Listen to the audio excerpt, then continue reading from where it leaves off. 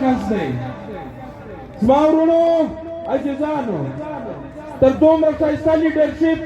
له قاید اعظم بعد چې چاته میلاو شوی دی د دې په جلسګاه کې د رسېدلو ته موږ دوی ته ویلکم وایو چې دوی د دې د شور جلسګاه ته علم خان کاکړ صاحب او نور صوبایي رهنما چې د دې راورسېدل بنډار ته موږ دوی ته ویلکم وایو